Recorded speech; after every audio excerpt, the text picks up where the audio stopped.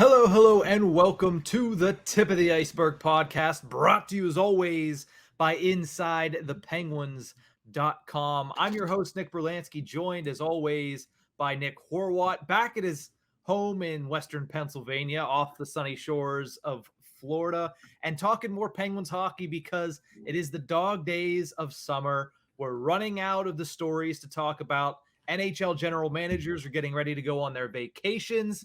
So it's time to start talking about the minutia of the Pittsburgh Penguins offseason, and that includes the fact that they right now have a prospected average age of 30 years old. That's where we're going to start. We're also going to talk a little bit about Matthew Tkachuk before closing out the show with our shout outs and call outs. But Horwat, we're both 24, 25 years old. 30 doesn't seem very old to us, but in the hockey world, an average age of 30 is good for the oldest in the National Hockey League. 30 doesn't seem old, but it's creeping up on us quickly. Don't say that. It kind of is. But can you tell we are truly in the slowest time of the year? I mean, the day after the baseball All-Star game is literally the slowest sports day of the year, and in a normal non-COVID year at least. Mm-hmm. But yeah, the Penguins are 30, ladies and gentlemen. That's old in hockey terms, considering it is a league. We've discussed this for a long time now, in a league that is continually getting younger. Mm-hmm. The average team age continues to drop. For a couple of seasons now, this was a number or a title held by the Washington Capitals. We have now taken it over. Mm-hmm. And honestly, re-signing guys like Letang and Malkin. Rust, we forget, is on the wrong side of 30 now. They're all older-ish. And I'm not saying this is a good or a bad thing, but it definitely sets the stage for what the Penguins are trying to be, and that is not a rebuilder or a team looking to get younger. They want to remain a contender with their old core, and that was obvious, but seeing this number, also, don't forget, part of this number is because Jeff Petrie was added. Mm-hmm. So the number wasn't that high, but as time went on, the age grew. So it's definitely a factor in the fact that that's not their focus. Getting younger is not their focus right now. Mm-hmm. And when you look at it, obviously, you mentioned Jeff Petrie gets added. They also signed Jan Ruda, who's over the age of 30 as of right now, re-signing Casey DeSmith, who's now 30 years old. Brian Dumoulin's over the age of 30.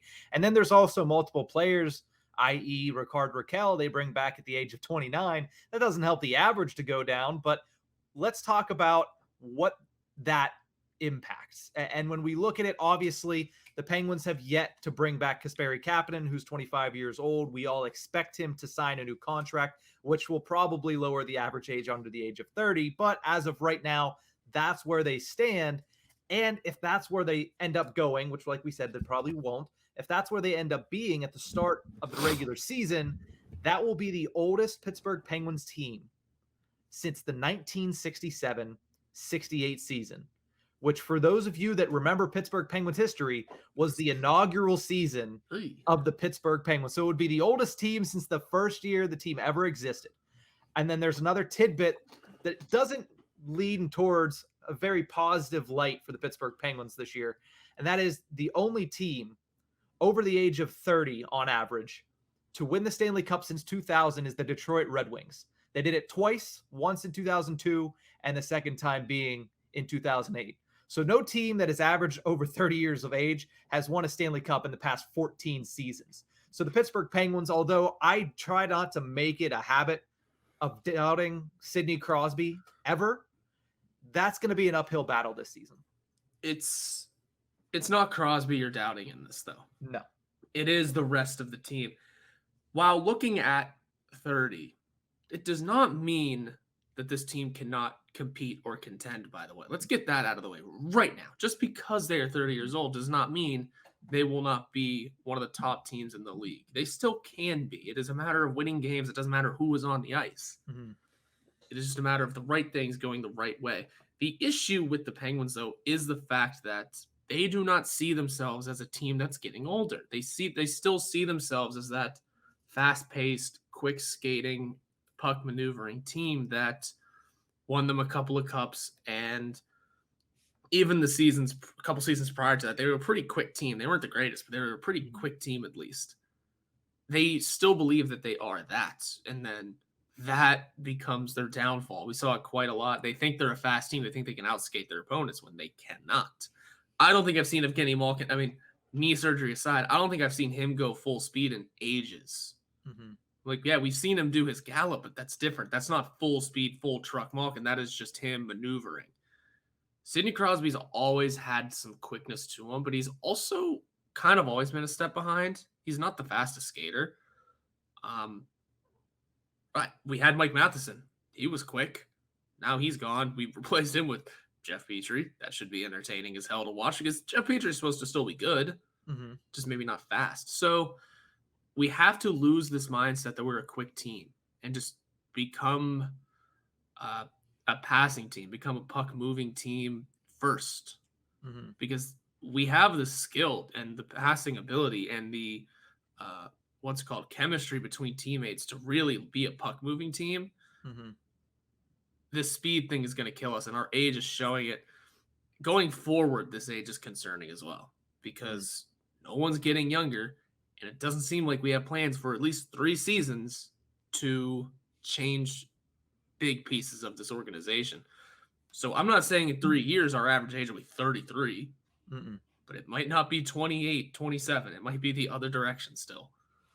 Yeah, obviously with the contracts that were signed in this offseason, the Pittsburgh Penguins are looking to have an elder statesman, Crosby, Malkin, and Letang to be their core. The question then becomes, how focused do they become on getting younger? How much more focus do they put on getting those younger, talented players? Because right now the prospect pool doesn't lean towards the fact that they're going to come in and take over like they did in 2016, where you had Brian Rust, Connor Sherry, a year later, Jake Gensel, who all came up in a wave and really took that average age down. And the core of this question is, does the average age thing worry you? I know, Horwat, you said that maybe not this season, but going forward, yes, a little bit. I am going to remind everybody that they did bring in Ryan Poehling, is 23 years old.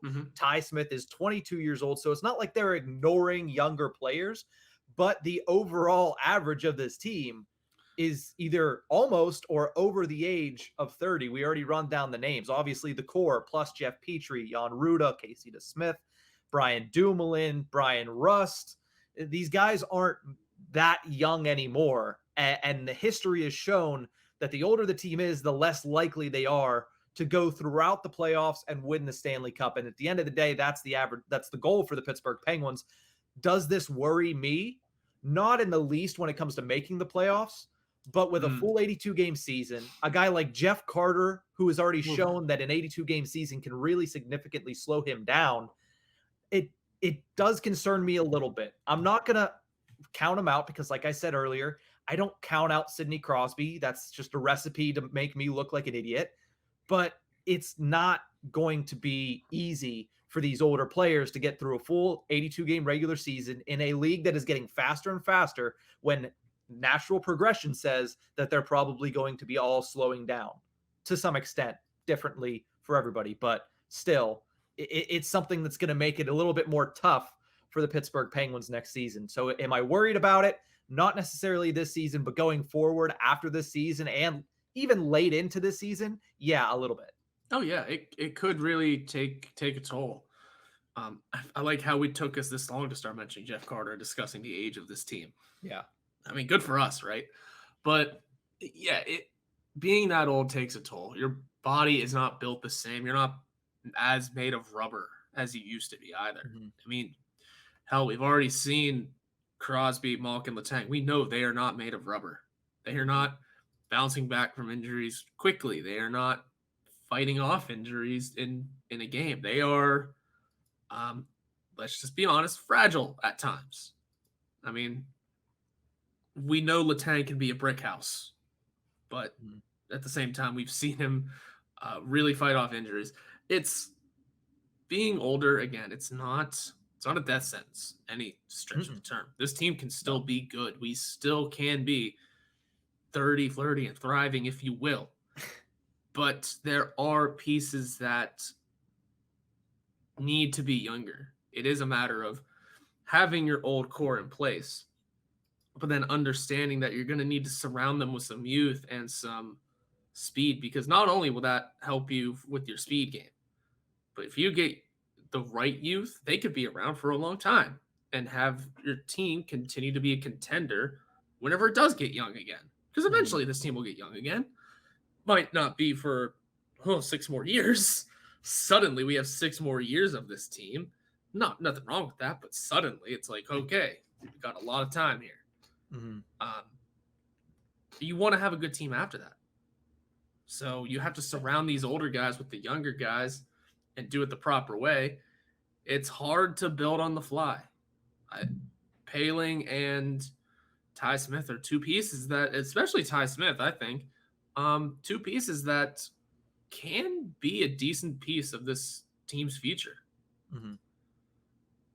Yeah, and I think what you're trying to avoid is what you're seeing happen to the Chicago Blackhawks right now, and basically what happened to them over the past 7 seasons, because they win that Stanley Cup in 2015, then they slowly start to get worse and worse. All of a sudden, you have Patrick Kane and Jonathan Taves on that contract. They had Corey Crawford for a long time. Duncan Keith was on that roster for a long time.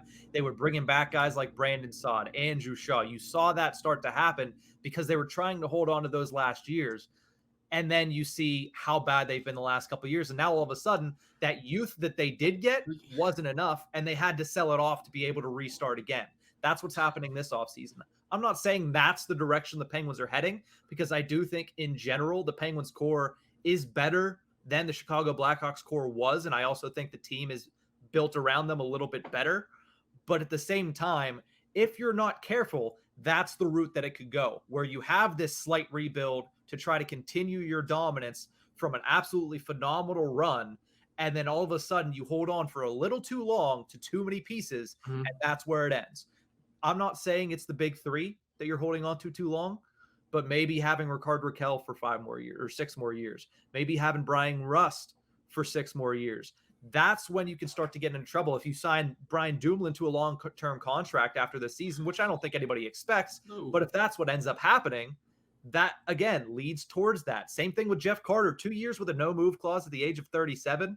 That is the kind of stuff that turns you into what the Blackhawks are now, and that's not what the Pittsburgh Penguins need to do.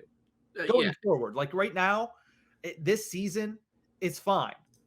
But you can't make a habit of continuing this offseason after offseason. This is one offseason's work by Ron Hextall. I'm not trying to say that he's turned them into, in the matter of 2 months, what the Chicago Blackhawks are going to be. But at the same time, if it continues, that's when it becomes an issue. Not necessarily now, but in the future. Right. And let's not forget that another part of the Blackhawks' downfall is that they attempted to bring the band back together, if you will, with a couple of guys, Brandon Saad, chief among them. At least we're not doing that, because our bringing the band back together would again increase our age. Phil Kessel's still available. He's 34. Would have been Fleury. Fleury's 38, almost 39. Like, at least we're not doing things like that, because that would again increase our age and then decrease our odds of becoming a faster team, and it decreasing our odds of implementing any kind of youth into this organization.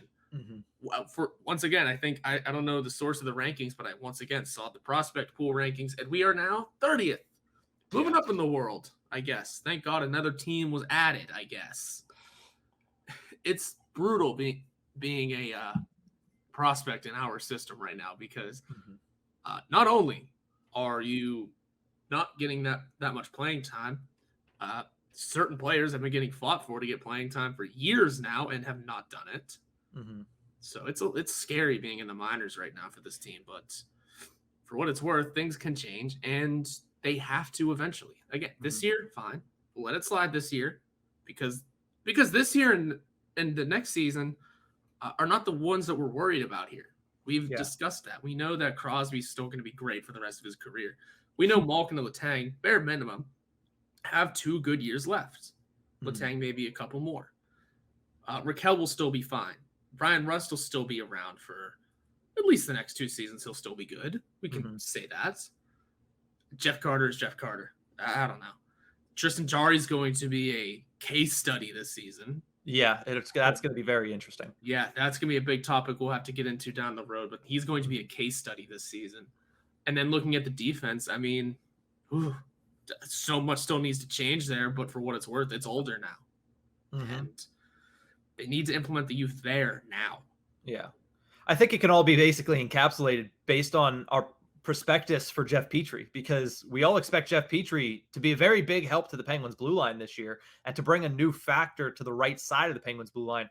But going forward, once he gets to the age of 35 next season, the age of 36 the following year, which will be the last year of his contract, will that continue? That's what a lot of people are a little bit more wary about. So that's basically how you should feel. At least I'm not going to tell you how you should feel. That's how I feel about the Pittsburgh Penguins. Is this year, yes, they are older. Yes, it is going to be an uphill battle. Yes, towards the latter half of the season, you're going to have to struggle to find fresh legs on an older team. But I'm not as worried about this year as I am about next season and the season after that. And the thing about it is, that's all up to Ron Hextall, because he might have loaded up on age for this year, but you can course correct throughout the course of the offseason. We've seen that this year. If it doesn't work out this year, we need to see him pull the shoot on a couple of guys that are over the age of 30. And Brian Dumoulin, that's the easy one. His contract's up, let him walk. But a couple of the other guys, they might have to be on their way. You have to figure out something to do with Jeff Carter if he can't do it this season. You have to figure out something to do with either Ruda or Petrie if it doesn't work out this season, because those are contracts that, if you continue to have them while these players are getting less and less effective, can become an issue for your team. One way the Pittsburgh Penguins can certainly get younger is if they trade for Matthew Tkachuk, because apparently he's on the trade block there for the Calgary Flames. And from what I saw earlier today, a trade is imminent from Tkachuk leaving Calgary. So we'll talk about the hypothetical trade package the Penguins could offer up for Matthew Tkachuk right after the break. Crotch discomfort hurting your game? Fear no more. The kings of crotch comfort, Manscaped, have spent 2 years designing the most comfortable boxer briefs out there. Sleek, soft, comfortable, and flexible, the brand new Boxers 2.0 from Manscaped take your balls to the royal ball throne. The global leaders in below-the-waist grooming have the Lawnmower 4.0 for trimming, so you can wear the Boxers 2.0 for the chillin'. They even trademarked the Jewel Pouch, so you know it's serious. I think it's time you invest in your family jewels. So let your bulge breathe and get 20% off and free shipping by using our code ALLSteelers at manscaped.com. Let's say you're on a date and your partner catches that Manscaped on the waistband of your underwear. It's almost guaranteed to raise some eyebrows and act like a billboard on the highway to Pleasure Town. This is thanks to their Lawnmower 4.0, the best electric trimmer for below-the-waist grooming. Their 4th generation trimmer features a cutting-edge ceramic blade to reduce grooming accidents thanks to their advanced skin-safe technology. The Lawnmower 4.0 is waterproof and also has a 4000K LED spotlight for a more precise shave. Get 20% off and free shipping with our code ALLSteelers at manscaped.com.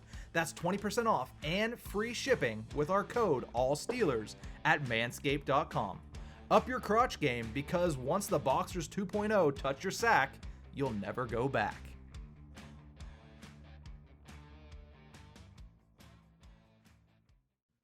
Welcome back to the Tip of the Ice-Burgh podcast, brought to you as always by InsideThePenguins.com. One of the bigger surprises of this past week in the NHL world is the notion that Matthew Tkachuk is up for trade and will be traded in the coming weeks, maybe even the coming hours. We don't even know, because a deal between him and the Calgary Flames is just not going to happen. He informed the team that he will not be re-signing with them, and they're working together to find a destination to trade his restricted free agency rights to, so he can sign an 8-year contract starting this upcoming season. A little bit of background on Tkachuk. If you don't know who he is, obviously Penguins fans don't always watch Calgary Flames hockey. We all understand that. But Matthew Tkachuk, second-generation superstar in the NHL. Of course, Keith Tkachuk's kid is 24 years old, plays the left wing. He is a very physical forward, and I think another good word for him is annoying on the ice. He's kind of a Brad Marchand type, where he gets under the opposing player's skin. He's very skilled, though. Last season, scored 42 goals and 104 points in 82 games played, while playing on the same line as Hart Trophy finalist Johnny Gaudreau, who also left Calgary earlier in the month. And Eesh. in his career, Tkachuk has totaled 152 goals, 382 points in 431 games played. Currently, the two teams that I've seen that he's expected to gain interest from is the St. Louis Blues, which is his hometown, and the Ottawa Senators, who, of course, the captain of that team is brother Brady Tkachuk. So, Horwat, before we get into the Penguin side of things, which I'm going to start this off by saying neither of us truly expect Matthew Tkachuk to become a Pittsburgh Penguin. So let's not get anybody's hopes up too high before we crush them at the end there. We don't expect Tkachuk to come to Pittsburgh. We're going to get into how that would happen in a hypothetical. But who do you think ultimately he ends up playing for next season? That's really hard. I think Ottawa would just be fun. Yeah. Because Ottawa's already done a pretty solid job. I'm not going to say phenomenal, but a pretty solid job of having an off season. I mean, losing the Matt Murray contract is a good start. Sending him off to Toronto of all places is an even better second. That's not. They picked up Claude Giroux, who, yeah, people are gonna say, like the whole argument we just had. He's older, yeah, but he can still do things, kind of. And he doesn't need to be their top line center. Yeah, he doesn't need to be the top line center. He's gonna have a sheltered role, and you know what? That's a leadership quality there in Ottawa. I'm forgetting the other moves, but I just know they've had a hell of an offseason so far. So why not drop a piece or two to acquire a brother? I'm going to put the money on Ottawa just because I think that's the most fun. And I honestly, like, this whole Tkachuk thing has been so quick. You said St. Louis. I don't know how many other teams could be involved. So I'm just going to leave it at Ottawa just for the most fun answer. Yeah, I don't hate that at all. I think it would be a lot of fun to see him on either of these two teams, to be completely honest. Obviously, if he's with St. Louis, he's with somebody who's a little bit more of a contender right away than if he goes with Ottawa. But Ottawa's a very young, very entertaining team, and adding a guy like Matthew Tkachuk to that roster would take it just to another level. You mentioned, obviously, Claude Giroux. The one deal that I like, we don't have to get into Ottawa too much. I love that they brought in Cam Talbot. I think that goaltending situation is much better than it's been the previous 5 seasons in Ottawa. Match that with a really good young core, a couple really good young defensemen, and you have a recipe for a team that could surprise in the Atlantic Division. But back to the Pittsburgh Penguins, honestly, I have no idea where Tkachuk's going to end up. Something tells me he's not going to go to either St. Louis or Ottawa because it makes too much sense. But I don't know where else he would go. I would think he comes to a United States team. I don't think he stays in Canada, just because I don't think Calgary's not going to trade to Vancouver or Edmonton. And I really don't think Toronto can't afford it. Montreal, I don't think that's a fit. And Ottawa, again, makes too much sense. So I have no idea where he's going to end up.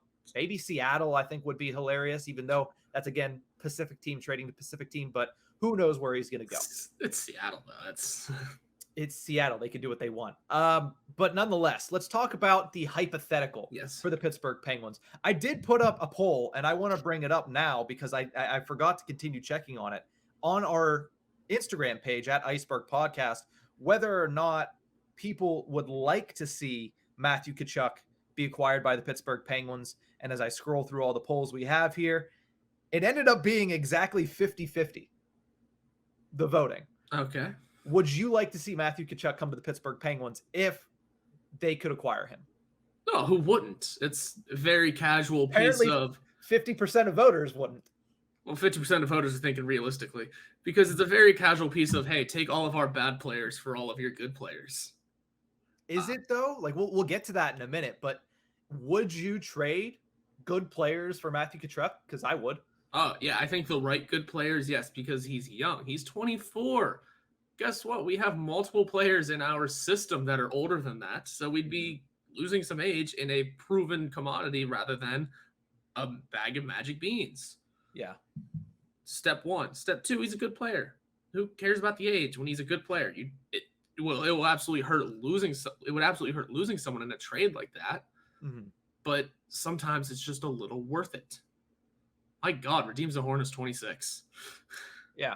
He's 26. Teddy Bluger's 27 years old. Jake Gensel, I believe, is 27 years old. So Even these players that we've been thinking of as young players are now getting into the prime of their career and are not considered young by NHL standards anymore, especially when you have so many 18-year-olds breaking into the league right out of their first year of being in the organization. But let's talk about this and get to the heart of it.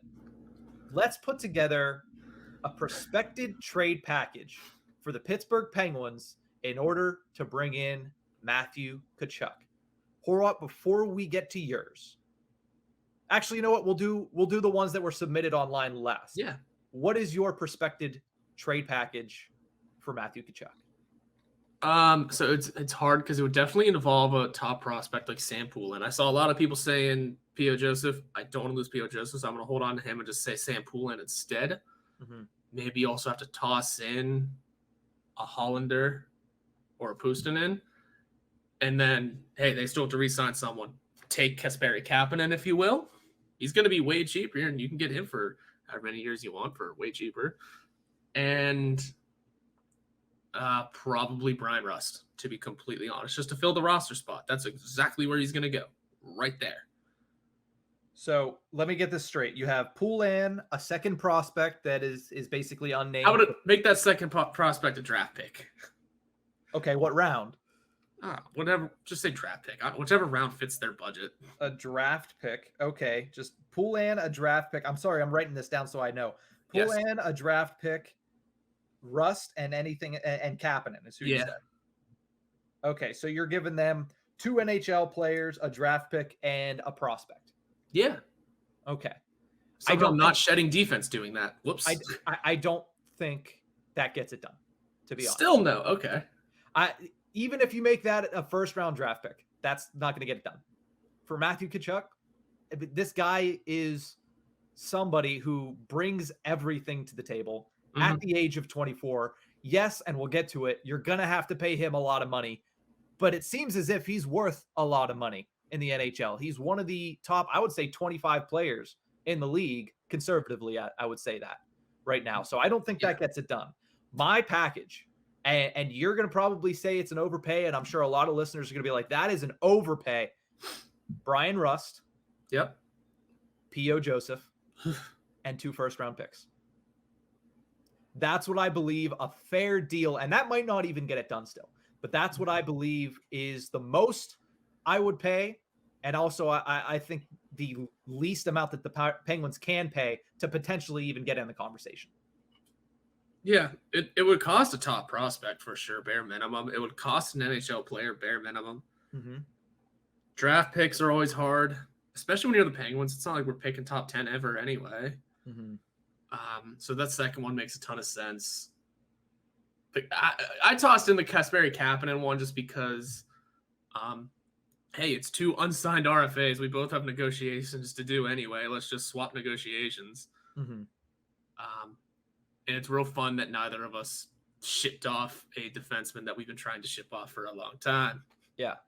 Because it's just not going to happen. Are we just both at the point of we don't think this defense thing is going to happen? No, I think it will, but I don't think that's a piece of business you get done and bring back Matthew Tkachuk. That's just I don't think those are 2 moves that coincide with each other at all. No, it's absolutely not. You're probably right that yours probably still doesn't get it done either, but it's that P.O. Joseph thing is just interesting. Now let me ask you. Oh, sorry, go ahead.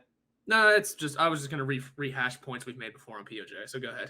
Okay, well, let me ask you this. If the Calgary Flames see my trade proposal, which is Rust, Joseph, and 2 firsts, and say, take Rust out, give us Gensel, and you have a deal. Do you make that deal? You know what? Yes. Really? I don't know why. I think because I've said into this microphone before that if a team like the Oilers comes calling and says, hey, we'll take Jake Gensel, we'll give you Connor McDavid, you take that. Mm-hmm. So I have to be a little free with Jake Gensel here. I think because that's just the immediate roster replacement, top line, left wing. Like that's the 1-for-1. Boom. It's because we know Matthew Tkachuk can do great things. Put him with Sidney Crosby, he could do better things. He becomes a bit more of a headache to play against on the Crosby line. That opens up Crosby at the age of 35 to do a few more things, along with maybe Rickard Rakell. Hey, you know what? We lose Gensel. You can put Rust there. Fine. You can put Rust on that first line. I'm excited again. It gives them more room to do things because you have someone like Tkachuk opening ways. So I don't totally disagree to that idea. Okay.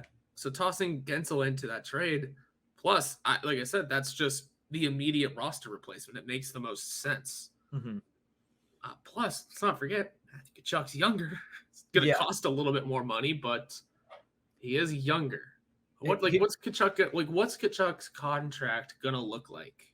We'll get to that in a little bit, but I want to close the book on just the hypothetical trade first. And when it comes to the Gensel thing, when I asked the question to you, and I guess I hadn't thought enough about it, I was like, no, I wouldn't throw Gensel in there because I like Jake Gensel. We do, but then you actually sit there and think about it, and yeah, I would say, you know what? Fine, we'll keep Rust, take Jake Gensel. If it's Gensel, Joseph, and 2 firsts for Matthew Tkachuk, pull the trigger. Why? He is 3 years younger. Yeah. He plays the same position, but he's also a 40-goal scorer. He's scored over 100 points in the National Hockey League. He brings a much more physical stature. He does draw penalties. He does grab headlines for what it's worth. And also, I believe at the end of the day that you can build a team around Matthew Tkachuk. I can't speak. You can build a team around Matthew Tkachuk as your top line left wing, but I don't think that post Crosby you could build a team around Jake Gensel. Now we might not have to get the answer to that question because Crosby might play until he's 40 years old. But I think if that ends up being the case and you have to build a team around either of them, I think it's easier to build a team around the 3 years younger Matthew Tkachuk because of how much I think he is better than Jake Gensel and what he does differently than Jake Gensel. I'm not saying that he's leaps and bounds better. I just think it is more likely that you can build a team around him. Yep. Yeah. The 3 years younger part's big on that too. Yeah. Because when Crosby does decide to hang it up in, let's say 6 years, Tkachuk is now only 30. Not 6 years on 27 would be 33. I guess I should have just done 3 years math. Yeah. Is 33. It's a little harder to build around that because you're just doing what we did literally last year. So that makes total sense because now you're building around a 30-year-old. And again, it's still a little aged, but it's maybe you've already had some success. Maybe he's really ingrained himself into this community, into this team, whatever. It's easier to build around that 30-year-old rather than the 33-year-old. It's still mind-blowing that Matthew Tkachuk is only 24. So, yeah, I'd say you make that deal to subtract an age. Maybe it costs you a couple bucks, but, I mean, you're taking Gensel off. There's $6 million of it right there. Then there's the giant jump that this salary cap is supposed to take in a couple years anyway.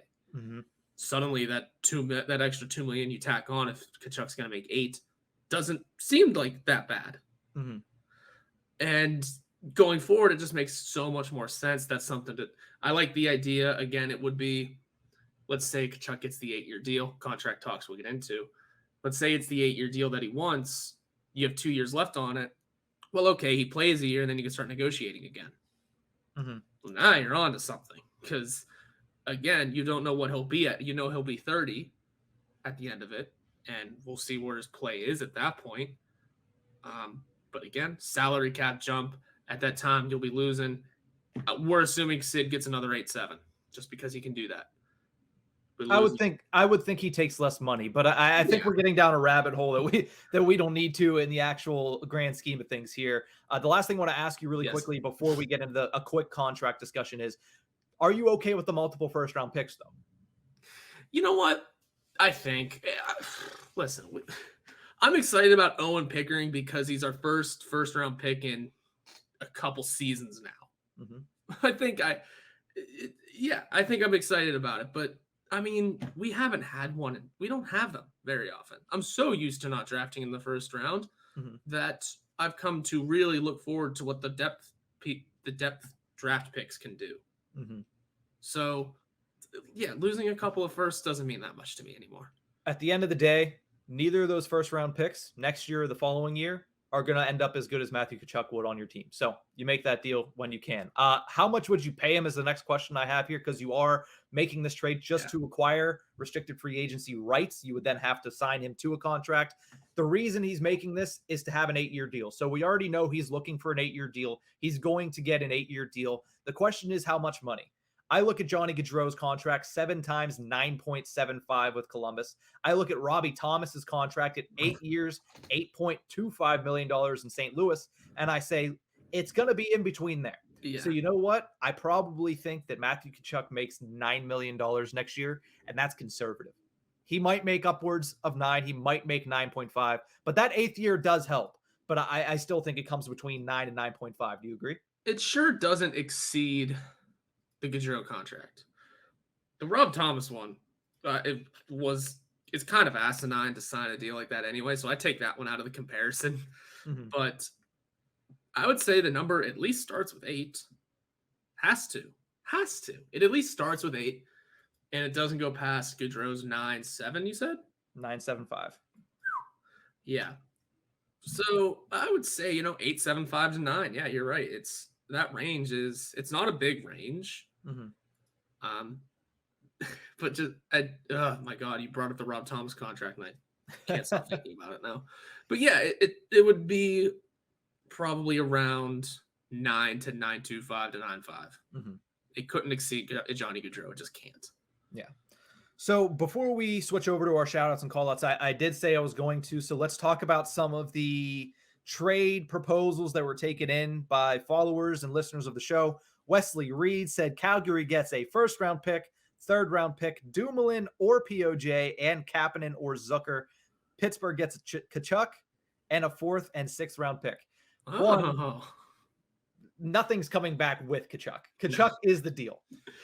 2, again, a little bit, not as much as I've seen, but a little bit of take our bad players, take our issues, fix our problems, and send us the solution. Yes. Which would be great. I love it. But again, ours was way more offering and way less taking, and ours still probably wouldn't get it done. Brett said Zucker, POJ, Poulin, Kapanen, Legare, 2023 first and a 2024 second. Again, which is a lot to send. That's a lot of assets that Calgary will be getting, but that is also basically a list of our issues. We have so many. Legare and Poulin are they're not valued very highly across the NHL as far as prospect rankings. Yeah. 2nd-round pick and a 1st-round pick, that's getting there. Zucker, listen, Zucker is in the same place that Pettersson is right now, that if you're going to trade him, you're going to be retaining salary or sending a pick and getting not much in return. So again, none of these trades, even the ones we said, are going to get the job done. I feel like it's going to be something way more aggressive when it comes to the actual trade package that Matthew Tkachuk ends up fetching. Rory says Rust, POJ, 2 firsts plus any other prospect they want, which is basically the same thing I said.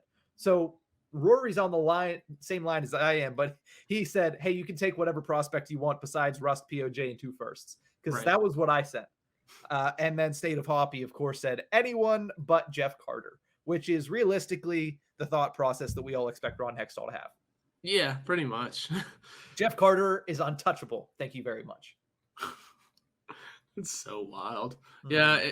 Yeah, we know Jeff Carter's sticking around. That's why I didn't touch that name either. Because absolutely, if we're going true all hands on deck, Jeff Carter's out of here. First plane. I'm packing his bags. Mm-hmm. But we do love Jeff Carter still. That's the thing. We're going to hate Jeff Carter for being around. Then we're going to watch him play. We're going to see him do some good things. We're going to go, oh, yeah, this guy's fun to have around. He's not terrible. He's just old. Yeah. And and later in the season is when that becomes an issue. But at the beginning of the season, Jeff Carter's going to have probably a really good start. Right. And people are going to shut up for a while. And then towards the end of the season, like we saw last year, he might start to deteriorate. But let's finish off the show with shout-outs and call-outs. Horwat, who are you shouting out this week? Okay, a lot of people didn't like it. I enjoyed it. I'm going to shout out Major League Baseball for adding, not for the game or the home run derby or anything like that. Anything that came along with it. Apparently it was the least watched All-Star game of their history. Wow. That makes a lot of sense. Mm-hmm. But I liked that they added Albert Pujols, and it was Miguel Cabrera, right? Mm-hmm. I liked that. Yeah. I liked that because the All-Star game truly does not matter anymore No. in any sport. Sure, baseball has the little implication of, hey, the winner gets home field advantage in the World Series. Well, congratulations. Guess what? 28 of the teams that are participating in this, that will not matter to. Mm-hmm. So go ahead. It doesn't matter that much. But I liked that. I liked having the legacy guys in that show it and you gave Albert Pujols a platform to show he can still hit bombs somehow. Yeah. Really fun. It's just a fun idea. Like, imagine this past NHL All-Star game. Who would be in there? What, Joe Thornton for the East, and then Zdeno Chara would be in there. Zdeno Chara probably be in there. I'm trying to think of anyone old from the West. Dustin Brown, it's the only one I can think of right now. So like, it's a good idea. I mean, I don't know how much growing of the game it does, but it gives these older players a proper send-off, because we know, especially in All-Star games, the older guys are not normally in. They're not. Jaromir Jagr was in, but that's because his team was just bad around him, and every team needs to have a representative. So you said the older guy, but I just liked the idea. It made me want to watch it a little more. I still didn't. It made me want to tune into the Home Run Derby, which I couldn't get on ESPN Plus, so I didn't watch it anyway. Watched highlights. That's all I needed. So more leagues should do something like that. Just if it's 5 extra sets of eyes, you've done your job, because the All-Star game is just so hard to watch across the board anymore. Give it as much help as you can, and I just thought that was cool. Yeah, the All-Star game doesn't really account for anything also if you consider the fact that the AL's won for 9 straight seasons. So even if they have that caveat, it doesn't make that much of a difference. But the MLB is also getting my shout out this week, so a nice little transition there. Nice. I actually really liked the jerseys this year. I know a lot of people did not, but I really liked the All-Star jerseys. It was the same color scheme and the same jerseys, but of course, every player's individual team logos on the crest and on the chest. Not sure why people hated it. I guess I have to do a little bit more research into what people disliked about it. It was the dark gray with the gold and the white with the gold. I thought they looked great. And I know there's still people that want to see each player wear their regular jersey, their team's regular jersey. But honestly, I'm kind of over that. I really don't need to see it. And I know that it's kind of just a money grab every year for every All-Star game. It's, hey, here's another jersey for you to go out and buy. But I thought watching it, I thought it looked really cool. And I liked the NLs. I liked the dark gray and the gold. I thought it looked really good together. So I know a lot of people didn't like it, but I genuinely thought that they looked pretty good. And I might be missing something, but I thought they looked pretty good on what was it, Tuesday? Yeah, I thought they were cool. I think maybe because the gold shine made it kind of look not like the material, maybe. Also, I mean, maybe because it didn't fit with like when hockey did jerseys for a while, they did it based on, actually, what am I saying? Baseball did it forever too, based on the home team's uniforms. Like that was kind of the way of doing it. It was you take the host team's uniform and sort of design the jerseys around that. They didn't do that because no one wears shiny gold. Yeah. It also, I could see where people didn't like it. Yeah, but I could see where people didn't like it because it looked cheap, to be fair. I didn't hate it, but also at the same time, every time I saw like a clip from it, I was like, is this like the 50th anniversary of the All-Star game? Oh wait, no, it's not. This sport's like 200 years old. Yeah. So I think maybe that was in the mindset too. It made it look like it was an anniversary game when it very clearly wasn't. But it was just Los Angeles, and it had to be bright and shiny. So I don't know. I can see why people didn't like it, but on the surface, like, you're gonna see those David Bednar jerseys walking around Pittsburgh, and it's gonna be cool. Which, by the way, also shout out to him because good for him. Good Solid outing. Yeah, I mean, how many pitches was it? I didn't see that. I saw I didn't forced see 3 ground balls. Way to go. Yeah. He didn't give up the run that lost the NL the game. That would be Tony Gonsolin of the LA Dodgers. But nonetheless, let's move over to, as I kick my desk, let's move over to the call-outs this week. And it's staying with the theme here, calling out the Washington Nationals. Juan Soto has reportedly turned down their $440 million contract offer last week. It was for about 15 years. So realistically, what he wants, first of all, apparently he wants $500 million contract. Second of all, he just wants a little bit more money per season. And I don't think he's comfortable locking himself in to a contract for 15 years with one team that, let's be honest, even though they won a World Series a couple of years ago, is not continually good at baseball. So I kind of understand from his standpoint, but that's not the call out. The call out is the fact that the Nationals, quote, refused to charter him a flight to the All-Star game.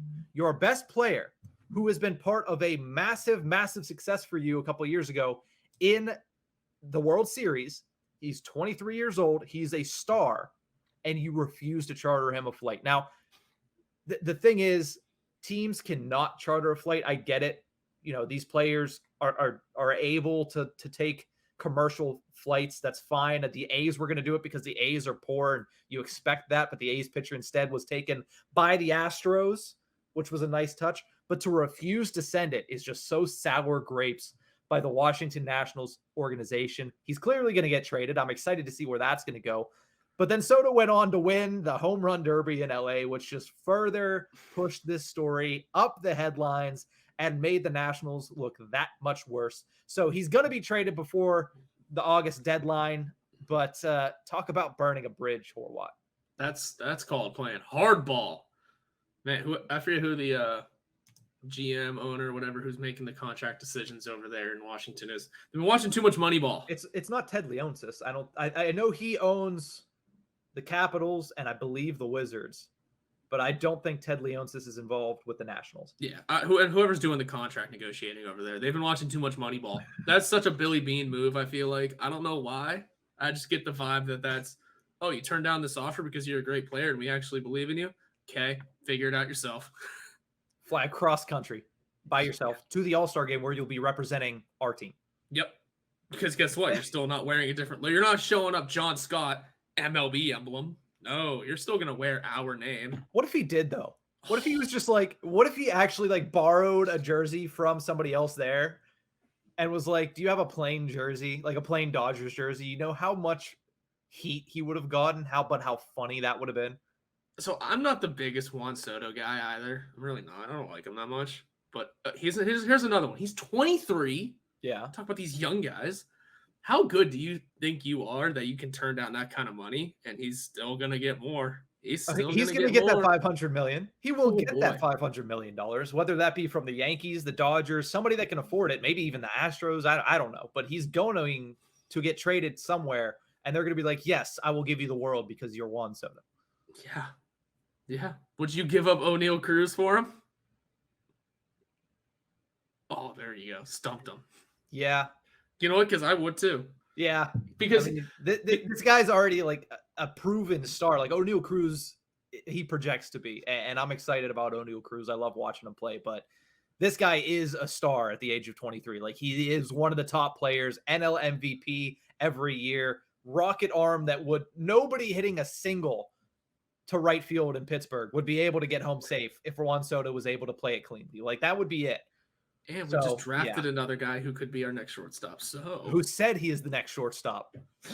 Man, let me tell you, this team is in shambles sometimes. also, again, you trade away O'Neal Cruz because Juan Soto's younger. He's younger than O'Neal Cruz? I think so. Oh, Jesus. Yeah, we kept O'Neal Cruz in the minors for a long time. Well, I know they did that, but like Juan Soto, I guess, has been in the MLB since he was 18 years old. He's just barely. O'Neal Cruz is just barely older by like a couple days. Yeah. But that being said, yes. Yes, because that is a proven commodity for a prospect, as good as O'Neal Cruz is going to be. And another thing that does that, if you acquire Juan Soto, you're telling your fan base you're going to spend money because you have to then re-sign him. Mm-hmm. Hey, that just means your team's spending some money, and I would take that. There's a little hope in that regard. Sawinski, Reynolds, Soto. Yeah, that sounds good to me. It's fine by me. So, what's your call out? Well, we did a lot of talking on them earlier. I want to call it the Calgary Flames because what are you doing? You just had a very Yeah. good season and can build off of it. Now you're doing nothing. You're losing.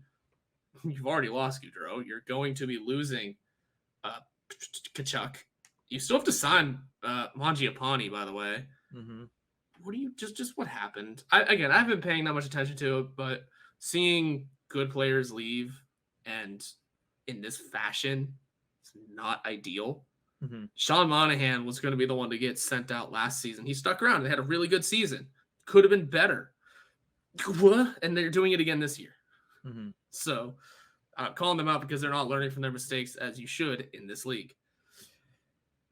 A star player left a Canadian market to play in Columbus. It doesn't sound correct. No, it doesn't. And don't get me wrong, that whole discussion can also just be reflected on the Flyers because that is quite literally where Gaudreau wanted to go. Yeah, they were like, nah. Yeah, what? Nah. A whole nother call-out session could be dedicated to Chuck Fletcher this month. So this month, every other episode, it could be, yeah, I'm calling out Chuck Fletcher for just what no he's reason. doing. Yeah, but yeah, it just you're watching your guys leave. You're not you're gonna get a haul for Tkachuk, but I mean, at what cost? Yeah, you got to break it down and figure something else out because it is the current iteration of the Calgary Flames is over now. After one season, because really it could have been something. I would say a couple. They had a couple years because the year prior they won the Pacific, I believe. Yeah, and I'm thinking along the lines of like, or sorry, I guess the year prior was Canadian division. Yeah, where they were bad. Yeah, but yeah, you could have had so much done here. You could have really done something. Mm-hmm. You could have beaten McDavid. Genuinely think you could have. Don't know what happened. Yeah, the goaltender just turned to ash. Yeah. He just did nothing. Just kind of disintegrated. But I do want to say one last thing and have a little extra call out on this show. Because Horwat, have you watched or do you watch Stranger Things? I doubt it. No, I do not. Not yet. You do not. So for those who watch Stranger Things will understand this. And there's a little bit of tie-in to you as well. I'm calling out myself because I would describe my music taste as sporadic, but mostly I listen to classic rock. You know this. 70s, 80s, I listened to that. So in Stranger Things, in the most recent season, spoiler alert for anybody who hasn't seen it, to get away from the bad guy, you have to listen to your favorite song on loop. If you're listening to your favorite song, he can't hurt you. So Spotify, in return, does those playlists where they create a playlist based on your taste and your likes, and they order from 1 to 50 the top 50 songs that would save you from Vecna, who's the bad guy. Mine happens to be, I told you, I love the 70s and 80s classic rock songs. But the number one song that will save me from the bad guy in Stranger Things is the Jonas Brothers. I could not believe when I saw that. I was like, I don't listen to this song very often, but I guess that's my favorite song now. Thanks, Spotify. I'm a little baffled by mine because I didn't realize that's what that playlist did. Mm-hmm. First of all, the effect that Megan has had on my own Spotify, my second one on here, Should Have Said No by Taylor Swift. Okay. Yeah. But my first one is Joy Division's Love Will Tear Us Apart, which great song, very depressing, but okay, I guess. Hey, it'll keep you safe if you ever in Stranger Things. Yeah, and then there is is Master of Puppets just on everyone's playlist for this, by the way? Yes, because okay. it's a big plot point in the show. That's why. Yeah, that's what I figured. But just interesting. Yeah, Master of Puppets is like 4th on mine, which is fine because I like that song. Yeah, it falls 4th behind Aerosmith's Walk This Way, which again, I don't think I've listened to in like 3 years, but okay. Spotify playlists for me, I could call out those playlists every week because they're always so weird. Yeah. I enjoy them. I do. I get the same 5 songs. It's really annoying, actually. Because... Well, then maybe you need to fix your music taste. That's what Spotify's telling you. Broaden your horizons, sir. I try so hard. Anyway. But that's going to do it for this episode of the Tip of the Ice-Burgh podcast. Thank you guys so much for listening to us. We have plenty more to discuss as the summer rolls along, but that's going to do it for this one. See you guys on Monday. Have a great weekend, Pens fans.